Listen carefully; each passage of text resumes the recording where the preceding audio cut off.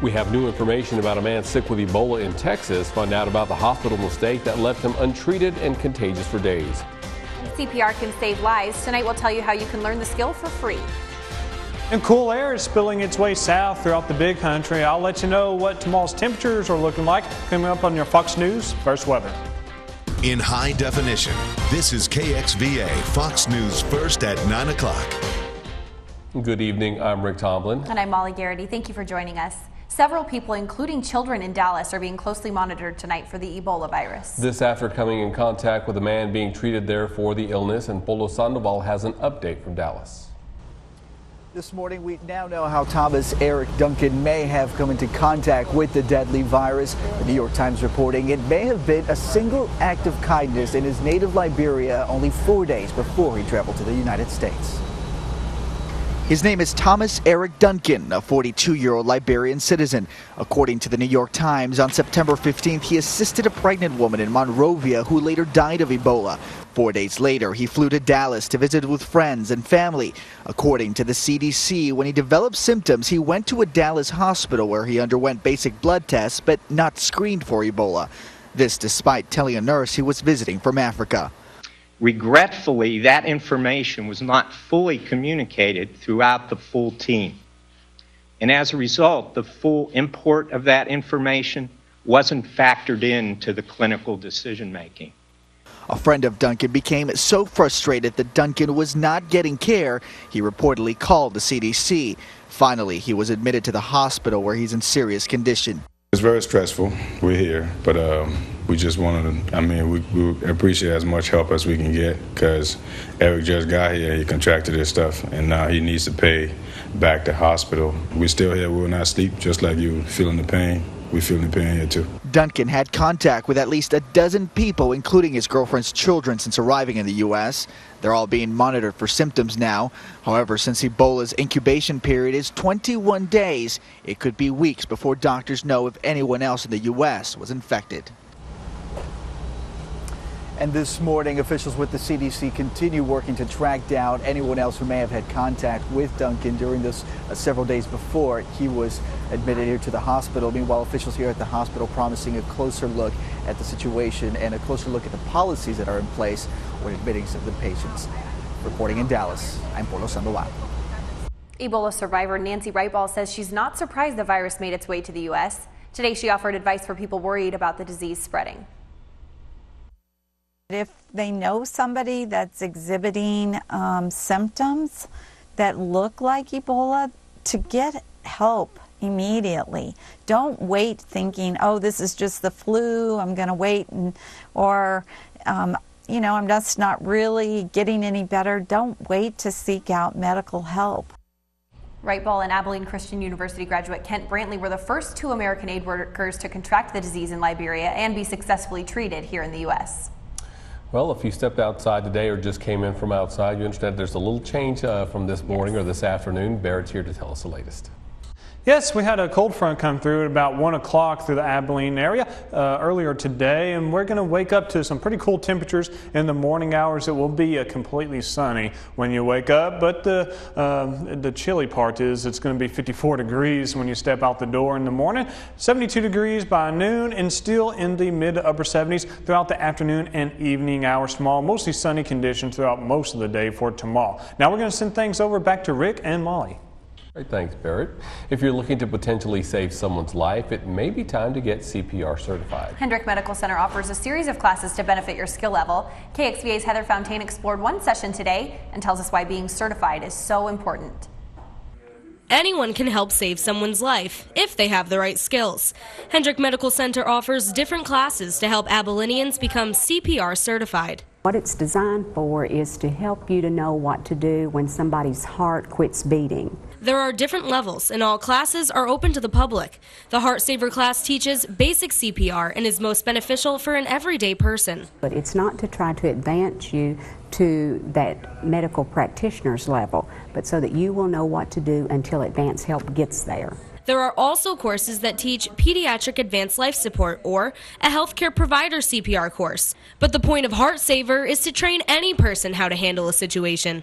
If your friend or your family members collapses in front of you, and you're not a nurse or a doctor, that you know what to do and can get help there. It is so vital to perfuse that brain those first few minutes after somebody collapses, and that's where everybody out in the public can help. And the Heart Saver classes are only 4 hours long. Floyd says it's important to get certified every 2 years because methods are always changing. Anybody can learn CPR. There is no age limit. If you can do compressions and have the strength to do that, then you can learn CPR. And you may potentially be able to save someone's life. In Abilene, Heather Fountain, Fox News First. The next Heart Saver class will be October the 24th at a cost of $65. For more information, you can log on to the Hendrick Medical Center's calendar of events. A new grant for Clack Middle School could really help their garden take flight. 6th grade teacher Mary Haney helped earn the school a $250 grant from the Texas Monarch Watch program. They're using the money to get plants to attract and feed the monarch butterflies. Audrey Gillespie is a member of the Master Garden Association, which helped the school to determine which types of plants they should get.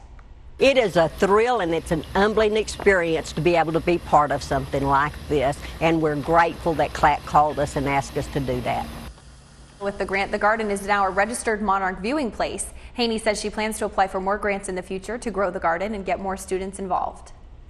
If you're looking for a new member of the family, you might think about adopting a new pet this weekend. Rescue the Animals SPCA is hosting a large pet adoption with over 200 animals on Friday and Saturday between PetSmart and Red Robin on Kxva.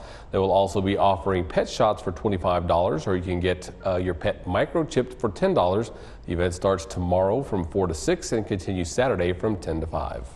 Rescue the Animals SPCA has worked together with the folks at PetSmart, Red Robin, and City of Abilene Animal Control Services to make this the largest pet adoption ever. And we just want people to come out, and maybe you can find your newest family member, your newest best friend.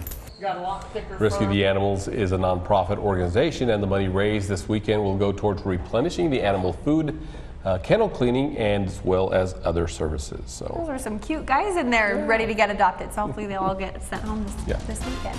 Well, there's a new pot plan in one Texas county. Coming up, we'll tell you how they're giving pot growers the green light to light up. And from one green to another, soon you could see produce at your convenience store. We'll explain after the break.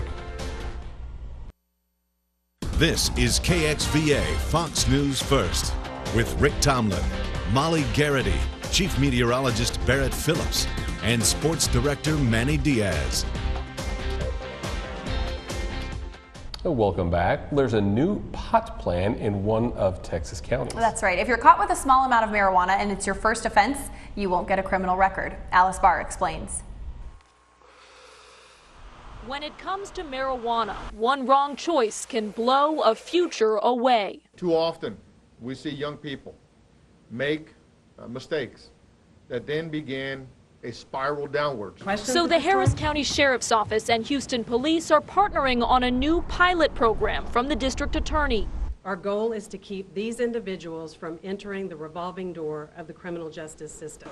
Starting on Monday, first time nonviolent offenders found with up to 2 ounces of marijuana won't be charged. They'll avoid jail if they agree to do 8 hours of community service or an 8-hour class. We found it's a pretty popular idea. In those cases, we should give some lenience and maybe be forgiven. Better education as to where it can lead them is a whole lot better than putting them in the federal pen. But some are not buying it. I think that's too soft. We are targeting people we believe are self-correcting, people who will be scared straight. And they do want to give these offenders a scare, so they'll all be handcuffed and put in the back of a police car. We heard a similar message from Kim Ogg, the Democratic challenger for the district attorney job, back in July. No jail, no bail, no permanent record if you earn it. Ogg today accused Anderson of flip-flopping to keep up with her message. But Anderson says she's been working on this plan since she took office. I think it overall will improve people's lives. Well, Coca-Cola has a new low-calorie drink on the market. It's called Coca-Cola Life, and it's the lowest calorie soft drink around with only 60 calories a bottle. That's because it's sweetened with the stevia, a plant-based sweetener. Pepsi's also jumping on the naturally sweetened bandwagon with its new Pepsi True. Coke Life will hit stores next month. And forget fast food, 7-Eleven is going healthy. The convenience chain is partnering up with P90X creator Tony Horton to test and market healthy foods. They'll stock up spicy quinoa salad and cucumber or kale juice with less than $6.50 per snack. I don't know if I'm going to trust quinoa from 7-Eleven. I don't know. I mean, I'm sure it's great, but just wouldn't. That's where I go to get my Slim Jim. So Slim Jim, that's my kind of food right there. Barrett, what do you think, quinoa or Slim Jim? I'd probably do the Slim Jim. But anyhow, a cold front will allow for cooler temperatures, especially in the morning, and we're going to be warming up later in the week. I'll tell you how much of a roller coaster we're going to have coming up on your Fox News for weather.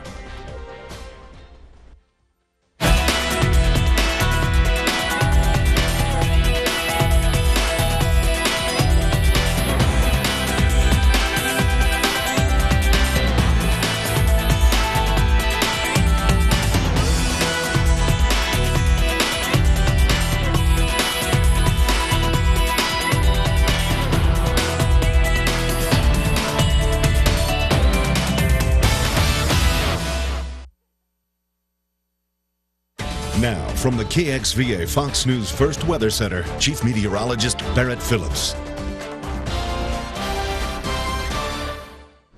Well, currently we're feeling that cooler air spill in throughout the big country. The cold front came through at 1 o'clock this afternoon, and we do have clear skies out there. There's not a cloud in the sky out there right now. We have very dry air coming in, and it is still just a little breezy out there. You may see the camera shake a little bit there as we are facing to the north. Today, our high temperature was 91 degrees before we dropped into the 80s after the 1 o'clock hour. Our low was 75 degrees, and we were 9-10 degrees above average for our high today, and we were only 8 degrees above our record high set back in 2000. Grass. There are no grass pollen out there. Trees and weed pollen, though, still running high, and this was updated as of today. We are in the 70s now. We're just going to keep on dropping into the 60s and the 50s. Right now, we're currently at 73 degrees, and relative humidity is at 46%. North wind at 12 miles per hour. It's already in the 60s from Espermont to Snyder. The cool spot will be 63 at Rotan, and a pair of 77s here from Breckenridge, Brownwood, and Albany, and those are our warm spots in the big country. Satellite and radar loop. Right now, like I said, not a cloud in the sky. All the activity is pushed east of the area, and we're actually going to watch how this develops, because like I said, from you all from Brownwood, Cisco, I said it would be pretty close for you all, and here's how it developed today. It developed right here and pushed on to the east, as you can see right there. So we'll loop this one more time so you can see how it developed one more time.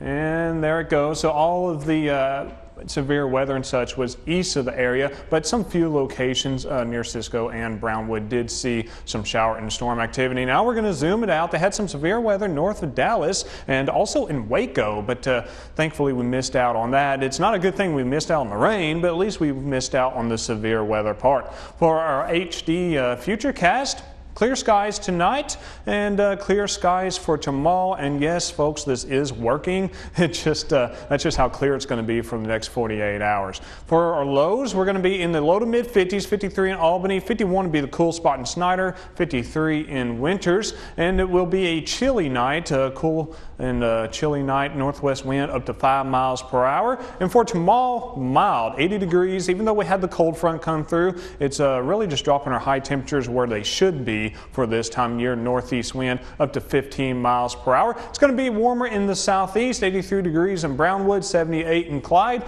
little cooler to the northwest, 79 in Benjamin, 77 Aspermont, and 75 in Snyder. For the weekend, here's how the weekend's shaping up. 79 degrees on Saturday, 86 degrees on Sunday.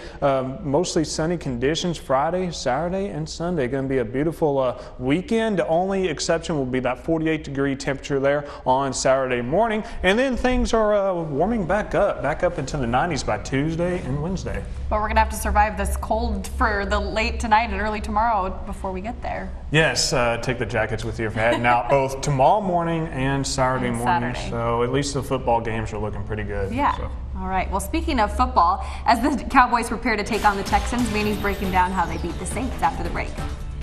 I tell you, what did it really take for the Cowboys defense to finally get it going? That's been the anomaly itself. Well, and what can the Cooper Cougars expect in Week 6 as they go for a second straight win? Stick around, of course, it's next. Now with your local sports, KXVA Fox News First Sports with Manny Diaz. So the Cowboys, who weren't who the Saints thought they were, the Dallas fan base could probably make the same case, yours truly included, especially when it came to Rod Marinelli's defense. Who would have thought they had it in them to hold Drew Brees and company in check? The way they did it, what makes it even better is that Marinelli is doing it with guys that are making names for themselves now. Rolando McClain, one of them, and says it started with much more than telling Marinelli they can do it. We had to earn his trust, so to say. But once we did that, we just saw we played better when we were more relaxed and calm. So he just kind of took the reins off and let us play. Uncertainty surrounding McClain at the start of the season, who retired twice before joining the Cowboys this summer. By the way, McClain, age 25, yeah. Normally I don't roll with the cliches, but tonight it just made sense. In the case of the Cooper Cougars, it's not about how you start, but how you finish. Sure, the Cougs had a rough start to the season, but coming off last week's win against Lee, they could be on to something, and tomorrow night we'll likely see how consistent the Cougs are when they take on an undefeated Amarillo High team who's only giving up around 14 points a game. No, we've come out and prepared for what we need to do. We've got a good game plan going into it, so we're going to go out there and play with the same confidence we did last week. I want to go out with a win. It's senior year, so last chance. Everyone wants to do their best to get a victory every time. It's the Cougs and the Sandies tomorrow night in the Panhandle. Cooper looking to close out the non-district schedule on a 2-game winning streak. Meanwhile, the Wiley Bulldogs are set to put a bow on the non-district schedule tomorrow night when they take on Vernon. Despite entering tomorrow's game at 2-3, the Lions do present a few challenges on defense, led by senior linebacker Zach McMahon. Vernon has a rich tradition. They're a playoff team every year. They run the football, and they're good at it. They've got some really explosive backs in the backfield, so that we got to make sure we slow them down. And then defensively, they got 2 four-year starter linebackers. They've got a lot of size up front on defense, so go up there and travel well on the road and then finish this non-district schedule. The Wiley Bulldogs hit the road as they take on Vernon tomorrow night.